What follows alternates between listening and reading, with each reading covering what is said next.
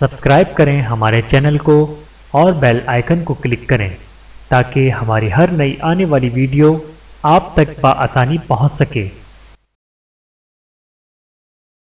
بسم اللہ الرحمن الرحیم۔ حدیث نمبر 21، نیکی کے مواقع۔ ترجمہ۔ سیدنا جابر بن عبداللہ رضی اللہ تعالیٰ عنہ سے روایت ہے کہ رسول اللہ صلی اللہ علیہ وآلہ وسلم نے فرمایا، جو مسلمان کوئی کھیتی کرتا ہے یا پودا لگاتا ہے اور اس سے کوئی انسان، پرندہ یا جانور کچھ کھا لیتا ہے تو وہ اس کے لیے صدقہ ہو جاتا ہے۔ حدیث کی تشریح۔ کھیتی باڑی اہم انسانی کارکردگی اور ایکٹیویٹر میں سے ہے۔ یہ روزی کے حصول کا سبب ہے اور بسا اوقات یہ مالداری اور ثروت کا بھی ذریعہ ہوتی ہے۔ بندوں پر اللہ کے فضل و احسان میں سے ہے کہ انسان جب کوئی کھیتی کرتا ہے اور ان میں سے کوئی انسان پرندہ یا جانور کھا لیتا ہے تو اللہ تعالیٰ اسے کھیتی کرنے والے کے لیے صدقہ لکھ دیتا ہے، حالانکہ کھیتی کرنے والے نے حقیقت میں اسے صدقے کے لیے نہیں بویا تھا بلکہ اس نے روزی اور تجارت کی وجہ سے بویا تھا۔ اور یہ اجر صرف کھیتی تک منحصر نہیں ہے بلکہ ہر وہ اچھا عمل جسے انسان سر انجام دیتا ہے، جب اس سے دوسرے لوگ فائدہ اٹھاتے ہیں تو اسے اجر سے نوازا جاتا ہے۔ بس اگر کوئی کنویں کی کھدائی کروائے اور اس سے انسان، پرندہ یا جانور سیراب ہو یا کوئی سایہ دار چیز کا انتظام کرے اور پھر اس سے انسان، پرندہ یا جانور سایہ حاصل کرے تو اس سے اس کو ثواب حاصل ہوگا۔ اسی طرح دیگر مفید اور اچھے اعمال وغیرہ ہیں، اور ان تمام امور میں سے سب سے اہم بات یہ ہے کہ ان اعمال کی بجا آوری کے وقت انسان احتساب و اجر کا طالب ہو۔ حدیث نمبر 22۔ ترجمہ۔ سیدنا ابو ہریرہ رضی اللہ تعالیٰ عنہ بیان کرتے ہیں کہ رسول اللہ صلی اللہ علیہ وآلہ وسلم کے ذمے ایک آدمی کا قرض تھا۔ وہ آ کر آپ صلی اللہ علیہ وآلہ وسلم سے اس کا مطالبہ کرنا شروع کیا اور سخت وسعت الفاظ بولنے لگا۔ اس پر نبی کریم صلی اللہ علیہ وآلہ وسلم کے صحابہ کرام نے اسے مارنے کا ارادہ کیا تو نبی کریم صلی اللہ علیہ وآلہ وسلم نے فرمایا، اسے چھوڑ دو کیونکہ صاحب حق کو مطالبہ کرنے کا حق حاصل ہے۔ حدیث کی تشریح۔ نبی کریم صلی اللہ علیہ وآلہ وسلم نے ایک شخص سے ایک اونٹ خریدا اور اس سے یہ طے کیا کہ اسے اس کی قیمت کچھ مدت بعد دیں گے۔ جب چکانے کی مدت گزر گئی تو وہ شخص مال لینے کے غرض سے نبی کریم صلی اللہ علیہ وآلہ وسلم کے پاس آیا اور اونچی آواز نیز غصے کے ساتھ اپنے مال کا مطالبہ کرنا شروع کر دیا۔ جب صحابہ نے اس کی بات کو سنا تو وہ اس پر غصہ ہو گئے اور قریب تھا کہ وہ اسے مارنے لگ جائیں، کیونکہ اس نے نبی کریم صلی اللہ علیہ وآلہ وسلم کی شان میں گستاخی کی تھی اور رسول اللہ صلی اللہ علیہ وآلہ وسلم کے ساتھ پورے ادب و احترام کے ساتھ نہیں پیش آیا تھا۔ اس پر نبی کریم صلی اللہ علیہ وآلہ وسلم نے ان لوگوں سے فرمایا، اسے چھوڑ دو، یعنی رہنے دو، کیونکہ صاحب حق کو بولنے کا حق حاصل ہے، یعنی جب وہ اپنے حق کا مطالبہ کر رہا ہے تو اسے اپنی راحت کے حساب سے بات کرنے کا حق ہے۔ اسی حدیث سے ہم کو ایک اہم فائدہ حاصل ہوتا ہے جن لوگوں کے ساتھ معاملات کرنے میں نفع بخش ہے، اور وہ یہ ہے کہ جب انسان اپنے حق کا مطالبہ کرے تو ہم پر واجب ہے کہ اسے دھیان سے سنیں، اس کی باتوں پر توجہ دیں، اور اگر وہ اپنی آواز بلند کرے یا کوئی غصے والی بات کہے تو ہم اس کا مواخذہ نہ کریں۔ اس نبوی ادب کو اپنانے سے حق والوں تک ان کے حقوق پہنچیں گے اور ہمارے درمیان مشکلات، اختلافات اور جھگڑے میں کمی آ جائے گی انشاءاللہ۔ حدیث نمبر 23۔ تنگ دستوں کے ساتھ رعایت۔ ترجمہ۔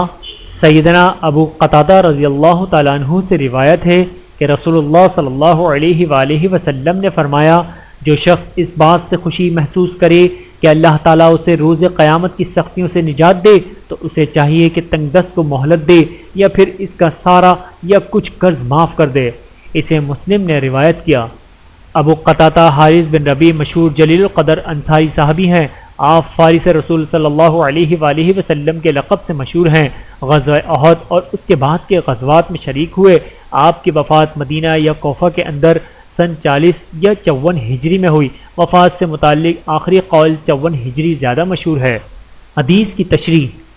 روز قیامت وہ دن ہوگا جس میں اللہ بندوں کا محاسبہ کرے گا، ان کے اعمال کا مناقشہ کرے گا اور جو کچھ انہوں نے اچھا اور برا کیا ہوگا اس کا انہیں بدلہ دے گا، اور جن چیزوں میں وہ اختلاف کرتے تھے ان کے مابین اس کا فیصلہ فرمائے گا اور پھر ان کے بارے میں جنت یا جہنم میں جانے کا فیصلہ صادر فرمائے گا۔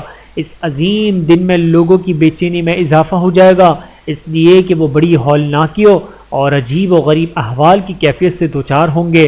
پس جو شخص قیامت کے دن کی ہولناکیوں اور اس کی سختیوں سے نجات چاہتا ہے تو اسے تنگ دستوں کی تکلیفوں کو دور کرنا چاہیے یا ان کے قرض کو معاف کر دینا چاہیے۔ تنگ دستوں کی پریشانیاں دور کرنا اور ان کے قرض کو معاف کر دینا نہایت ہی نیک اور جلیل القدر عمل ہے، لیکن یہ مستحب ہے، واجب نہیں ہے۔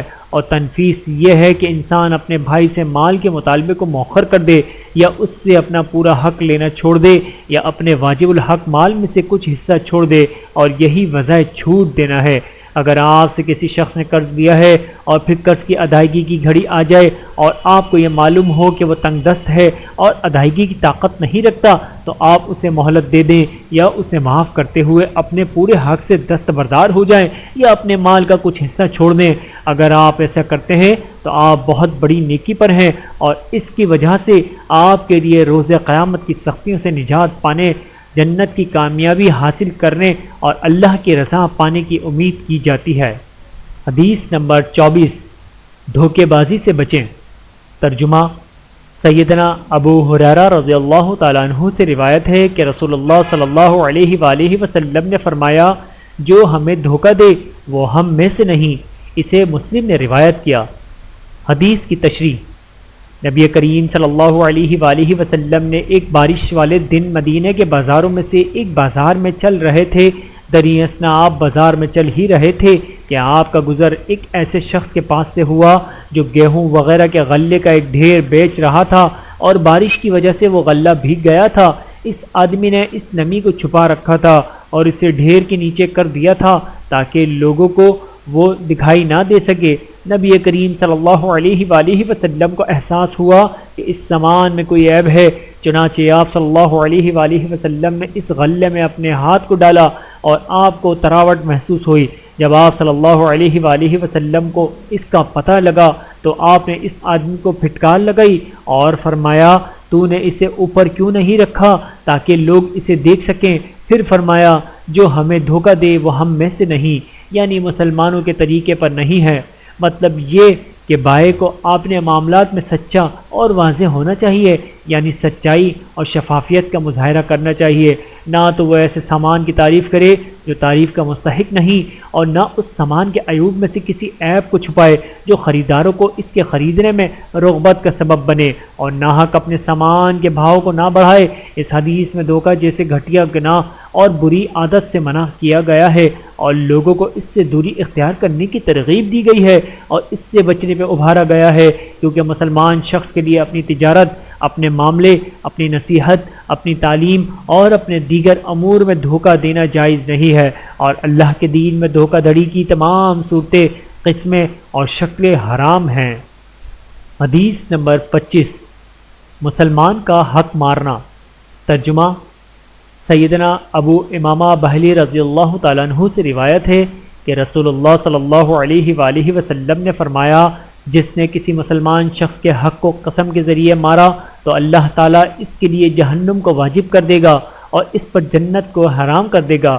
ایک شخص نے کہا، اے اللہ کے رسول، اگرچہ وہ معمولی چیز ہی ہو۔ آپ صلی اللہ علیہ وآلہ وسلم نے فرمایا، اگرچہ وہ ایک پہلو کی ٹہنی ہی کیوں نہ ہو۔ اسے مسلم نے روایت کیا۔ ابو امامہ بہلی رضی اللہ تعالیٰ عنہ بڑے زاہد و فاضل اور بکثرت روایت کرنے والے صحابی ہیں۔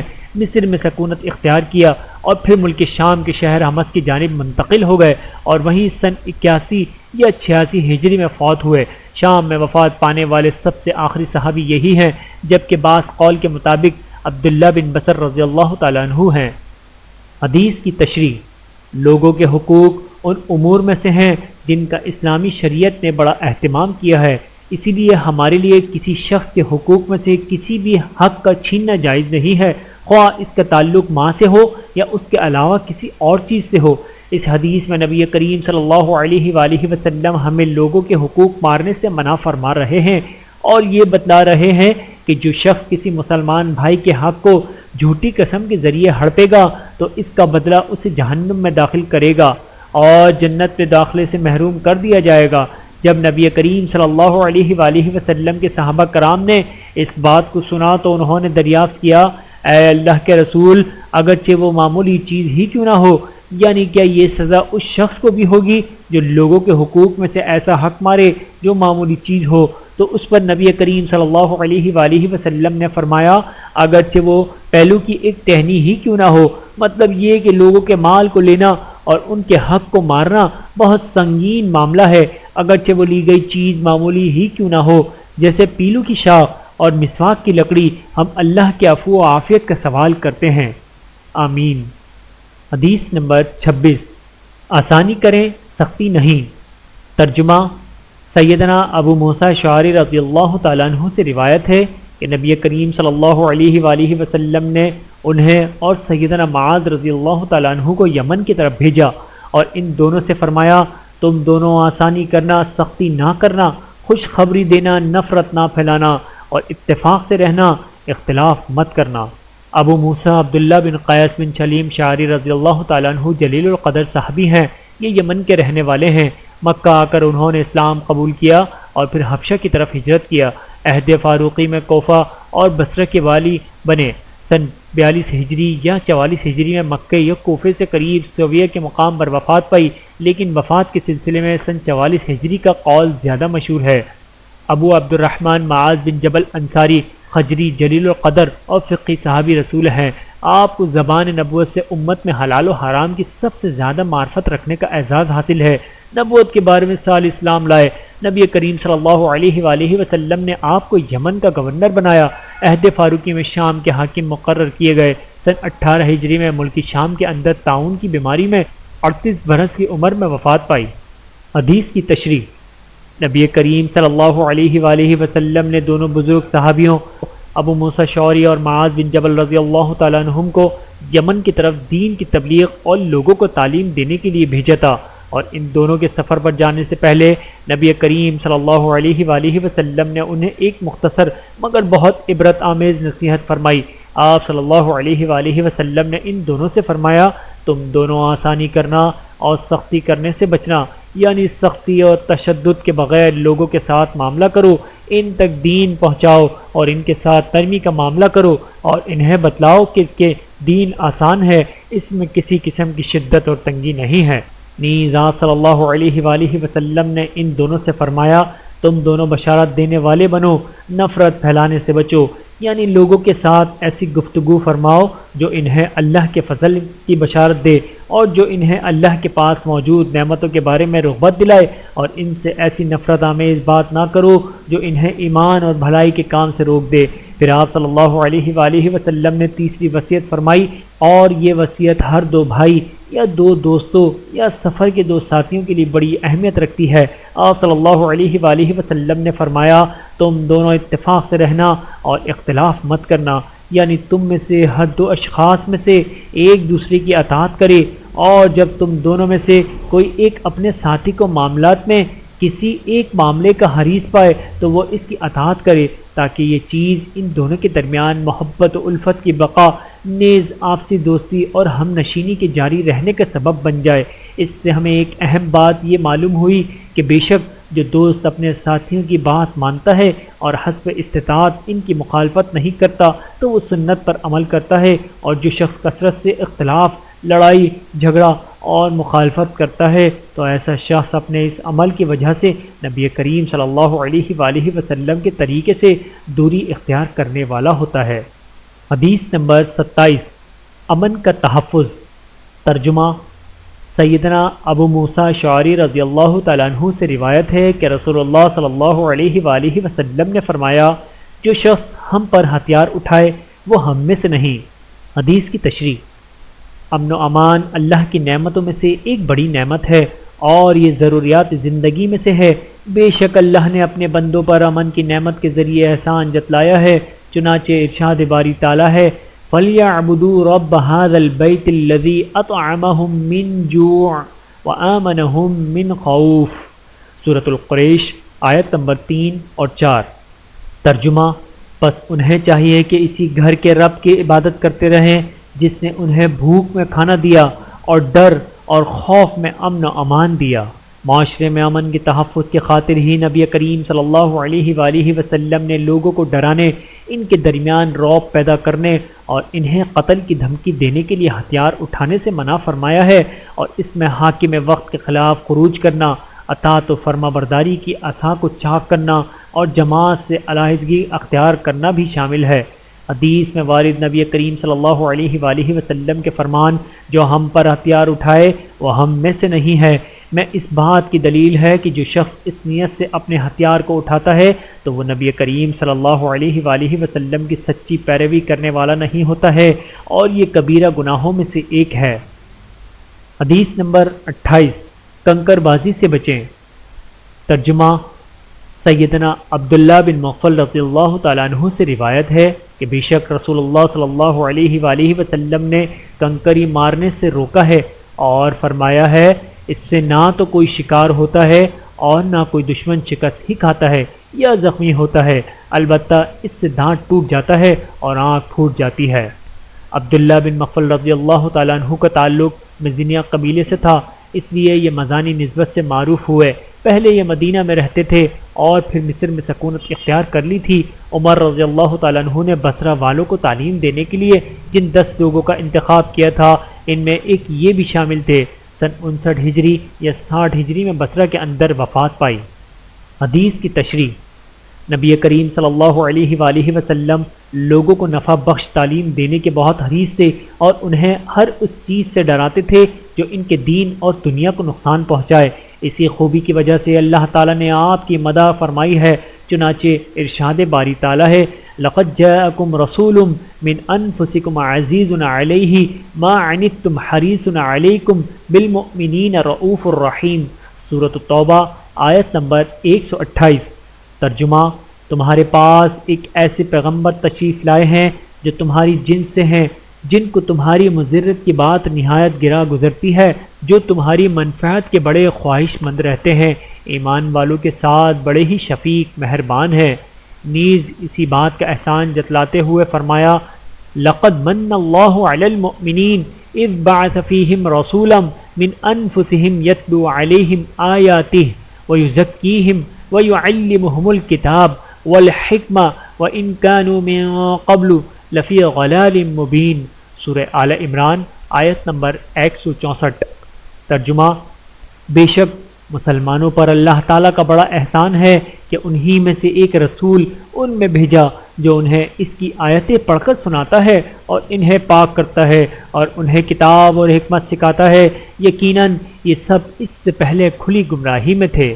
اس حدیث میں نبی کریم صلی اللہ علیہ وآلہ وسلم نے ایک ایسے کام سے منع فرمایا ہے جسے بعض لوگ جاہلیت اور آغاز اسلام میں کیا کرتے تھے، اور وہ خذف یعنی ہاتھ سے کنکری مارنا ہے۔ آپ صلی اللہ علیہ وآلہ وسلم نے اس سے ممانعت کے سبب کی وضاحت یہ فرمائی ہے کہ اس کنکری کے مارنے میں کوئی فائدہ نہیں ہے، یہ نہ تو کوئی شکار کرتا ہے اور نہ دشمن کو شکست ہی دیتا ہے، بلکہ یہ ایسی چیز ہے جو نقصان پہنچانے کا باعث ہے۔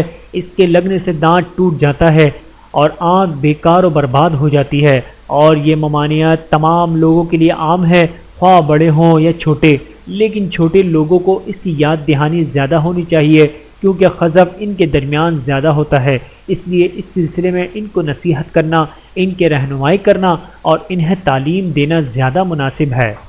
حدیث نمبر 29، غلاموں کے ساتھ نبی کریم صلی اللہ علیہ وآلہ وسلم کا سلوک۔ ترجمہ، سیدنا انس بن مالک رضی اللہ تعالیٰ عنہ بیان کرتے ہیں کہ میں نے 10 سال تک نبی کریم صلی اللہ علیہ وآلہ وسلم کی خدمت کی، مگر مجھے کبھی آپ نے اف تک نہیں کہا۔ حدیث کی تشریح، جس وقت نبی کریم صلی اللہ علیہ وآلہ وسلم مکہ مکرمہ سے ہجرت کر کے مدینہ منورہ تشریف لے گئے تو آپ صلی اللہ علیہ وآلہ وسلم کے پاس انس بن مالک رضی اللہ تعالیٰ عنہ کی والدہ حاضر ہوئیں۔ ان کے ساتھ انس رضی اللہ تعالیٰ عنہ بھی تھے، وہ اس وقت 10 برس کے تھے۔ پھر ان کی والدہ نے عرض کیا، اے اللہ کے رسول، یہ میرا بیٹا انس ہے، میں اسے آپ کے پاس اس لیے لائی ہوں تاکہ یہ آپ کی خدمت کر سکے۔ تو اس پر نبی کریم صلی اللہ علیہ وآلہ وسلم نے ان کا استقبال کیا۔ اسی دن سے انس رضی اللہ تعالیٰ عنہ نبی کریم صلی اللہ علیہ وآلہ وسلم کے خادم ہو گئے۔ وہ آپ کی خدمت کرتے اور آپ کی اکثر ضروریات کو پورا کرتے اور آپ صلی اللہ علیہ وآلہ وسلم سے بہت کم ہی جدا ہوتے۔ انس رضی اللہ تعالیٰ عنہ نے اس حدیث میں ہمیں نبی کریم صلی اللہ علیہ وآلہ وسلم کے اخلاق کے بارے میں خبر دیا ہے۔ انہوں نے ہمارے لیے بیان فرمایا ہے کہ 10 سال تک انہوں نے نبی کریم صلی اللہ علیہ وآلہ وسلم کی خدمت کی، اور اس لمبی مدت کے دوران نبی کریم صلی اللہ علیہ وآلہ وسلم سے کوئی سرزنش، ملامت یا ڈانٹ ڈپٹ کا کلمہ نہیں سنا، حتیٰ کہ آپ صلی اللہ علیہ وآلہ وسلم سے کبھی اف کا کلمہ نہ سنا۔ یہ حدیث اپنے اصحاب کے ساتھ نبی کریم صلی اللہ علیہ وآلہ وسلم کے عظیم اخلاق پر دلالت کرتی ہے، خواہ وہ صحابہ کرام رضی اللہ عنہم چھوٹے ہوں یا بزرگ ہوں، خواہ وہ خادم ہوں یا قوم کے بڑے لوگ ہوں۔ اس حدیث سے ہم کو ایک اہم فائدہ یہ بھی ملتا ہے کہ ہم اپنے ماتحت نوکروں اور ملازموں کے ساتھ نرمی و ملامت کا برتاؤ کریں، کیونکہ وہ ہماری ہی طرح بشر ہیں، اور ان کے تئیں ہم پر یہ ذمہ داری عائد ہوتی ہے کہ ہم ان کا احترام کریں، ان کا قدر کریں اور ان کے حقوق کو ادا کریں۔ حدیث نمبر 30، مجلس کے آداب۔ ترجمہ۔ سیدنا ابو ہریرہ رضی اللہ تعالیٰ عنہ سے روایت ہے کہ رسول اللہ صلی اللہ علیہ وآلہ وسلم نے فرمایا، جب تم میں سے کوئی کسی مجلس سے اٹھ جائے اور پھر اس کی طرف واپس آئے تو وہ اس جگہ کا زیادہ حقدار ہے۔ اسے مسلم نے روایت کیا۔ حدیث کی تشریح۔ ہمارا دین ایک کامل دین ہے۔ اس دین نے ہمارے لیے چھوٹی بڑی ہر اس چیز کی وضاحت کر دی ہے جو ہماری دنیا اور آخرت کے لیے فائدہ مند ہے۔ اسی میں سے وہ چیز ہے جسے اس حدیث میں ہمارے لیے بیان کیا گیا ہے، اور وہ مجلس کے آداب میں سے ایک ادب ہے۔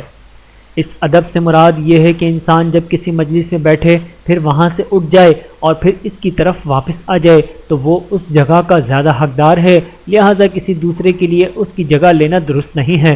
بس جب وہ واپس آ گیا تو وہ لوگوں میں اپنی اس مجلس کا زیادہ حقدار ہے جہاں اس سے اٹھ کر گیا تھا، اور اس میں ہر وہ جگہ داخل ہے جہاں لوگ بیٹھتے ہیں، جیسے عوامی بیٹھکیں، مسجدیں، علمی حلقات اور کلاسز وغیرہ۔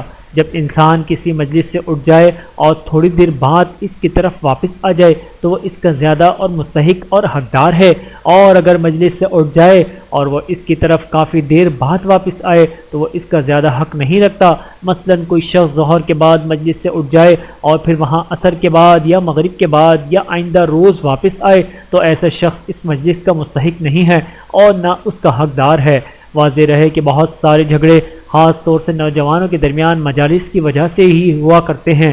اگر ہم اپنی مجلسوں میں شرعی آداب کو بجا لائیں تو ہماری محبتیں دوبالا ہو جائیں گی اور ہمارے اختلافات کم ہو جائیں گے۔ ویڈیو دیکھنے کا بہت شکریہ۔ مزید ویڈیوز دیکھنے کے لیے ہمارے چینل کو سبسکرائب کریں۔ اگر ویڈیو پسند آئے تو لائک کریں۔ اچھی بات کو دوسروں تک پہنچانا صدقہ جاریہ ہے۔ جزاکم اللہ خیرا کثیرا۔ اپنا اور اپنے پیاروں کا بہت زیادہ خیال رکھیے گا اور مجھے دعاؤں میں یاد رکھیے گا۔ Take care. اللہ حافظ۔